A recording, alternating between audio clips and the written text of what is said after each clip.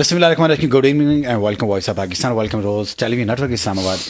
मुल्क पाकिस्तान में आज हम देखते हैं कि तमाम ही सियासी पार्टियां इलेक्शन के लिए अपना अपना किरदार अदा कर रही हैं। जो हमारे इलेक्शन कमीशन है, जो हमारे सुप्रीम कोर्ट है, हमारे अदलिया है और आवाम है, इन सब की खुशहाली इसी में है कि जब तक हमारे जो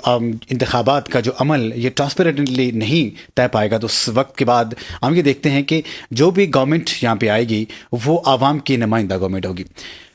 हम ये देखते हैं जितनी भी सियासी जमातें हैं उनका अलमिया ये रहा है, थर्ड वर्ल्ड कंट्री की जब हम लोग यहाँ पे बात करते हैं कि जो सियासतदान होते हैं पहले पैसा लगाते हैं, पैसा लगा के वो हुकूमत में आते हैं और जब हुकूमत में आते हैं तो आने से पहले उनका सिनेरियो ये होता है, जो स्लोगन होता है उनका ये होता है कि हम आवाम की खिदमत करेंगे, आवाम की खुशहाली के लिए काम करेंगे। जब वही पार्टी जब इक़्तिदार में आती हैं, बड़ी बदकिस्मती के साथ ये चीज़ हम देखते हैं कि आवाम के साथ किए हुए वादे, आवाम के साथ की हुई वो लंबी लंबी तकारीर, तमाम की तमाम चीज़ें वो भूल जाते हैं। एक चीज़ उनको याद रहती है, वो चीज़ ये याद रहती है कि जितने पैसे वो लगा के इस हुकूमत में आए हैं, इलेक्शन उन्होंने जीता है, किसी न किसी तरह वो पैसे कमाए जाएं, उनका आवाम का कोई भी दुख, कोई भी तकलीफ याद नहीं रहती। लेकिन आज की जो सिनेरियो हमारे मुल्क पाकिस्तान का है, महंगाई यहाँ पे उरूज पे है। एक गरीब आदमी जब एक वक्त की रोटी के लिए तरस रहा है तो वहाँ पे आवाम सरापा एहतजाज भी है, लेकिन उनकी सुनवाई नहीं हो रही। जब हम एक गरीब की बात करते हैं तो वो जब उसकी डेली वेजेस के अतबार से जो उसके वेज उसको मिलता है तो शाम को वो परेशान हो जाता है कि इस पैसे से वो अपने बच्चों के लिए ग्रॉसरी करे या बिजली का बिल दे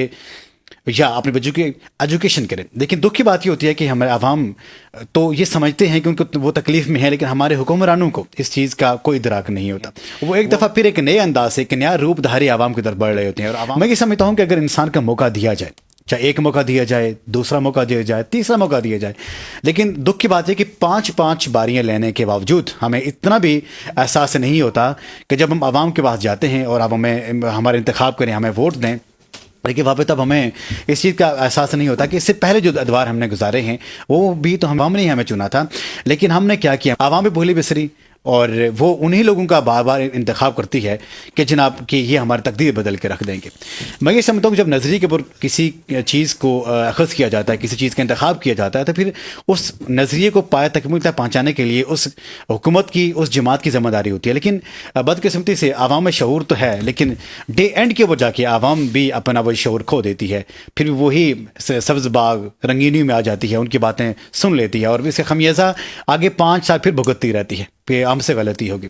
मुल्क पाकिस्तान को आज़ाद हुए 76 साल तो हो गए हैं, लेकिन मैं ये समझता हूँ कि जिस तरह प्रोग्रेस होनी चाहिए वो प्रोग्रेस नहीं है। हमारे नाइबर कंट्री इंडिया की बात करते हैं, हमारा नाइबर कंट्री चाइना की बात करते हैं, चाइना हमसे बहुत बाद में आज़ाद हुआ, लेकिन आज हम देखते हैं कि वो अगर सुपर पावर बनने की दौड़ में शामिल है तो आखिर ऐसे ही वहाँ पे क्या मेजर्स किए गए, उनके हुक्मरानों के ऐसे क्या मेजरमेंट से कि जिन्होंने अपने उस मुल्क के साथ वफादारी की। और हमारे मुल्क में जो जिन लोगों ने हुकूमत की है उन्होंने कितनी वफादारी की है।